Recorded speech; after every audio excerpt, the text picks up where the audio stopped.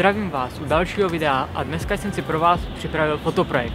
Jde o to, že se budeme procházet po Brně a retrospektivně si ukážeme různá místa.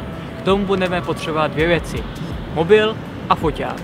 Na mobilu si ukážeme nějakou starou fotku a foťákem celou scénu vyfotíme.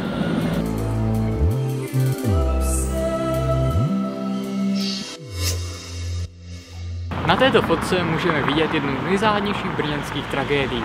V roce 1976 se na ulici Pekařská naproti nemocnice u svaté Anny propadl tramvajový ostrůvek.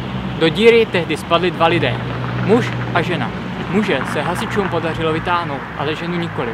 Říká se, že se žena snažila muži pomoci. Co je na tom ale pravdy, to už se nedozvíme.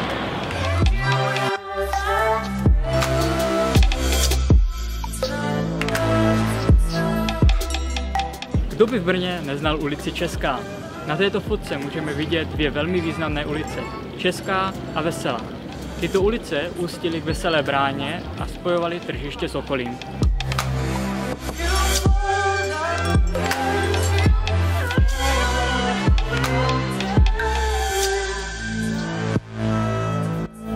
V minulých dobách bylo dominantním místem tržiště a to platilo i pro Dominikánské náměstí. Ve 20. století ale trhovci zmizeli a místo toho vzniklo parkoviště. Na tomto náměstí měli své domy a paláce jedni z nejpřednějších brněnských měšťanů a šlechticů. V 19. století ale došlo k velkým proměnám podoby ulic. Úzká hřbitovní ulice, která vedla k kostelu svatého Jakuba, byla nahrazena Rašinovou třídou.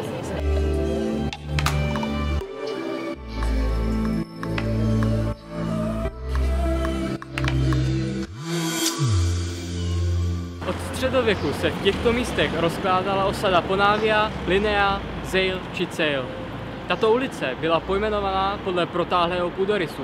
Zajímavostí je, že dodnes pod touto ulicí protéká řeka Ponávia. Ulice Orlí dostala své dnešní jméno podle hostince u Černého orla, který stával v místech dnešní drogérie. Právě se nacházíme u budovy bývalého kasina. Tato budova byla neudržovaná od 8. ledna roku 2002, kdy zde zahynuli při požáru dva hasiči a krupiér.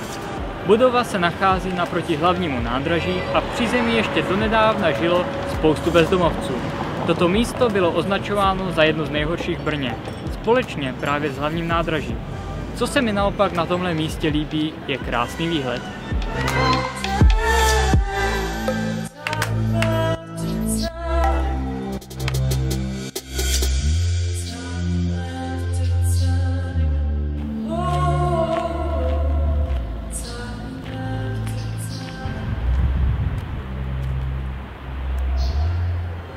Doufám, že se vám průhled historií se mnou po Brně líbil. Já jsem se dozvěděl o mém rodném městě spoustu nových informací. Nyní vás už nebudu zdržovat a vychutnejte si další sérii fotek z Brna.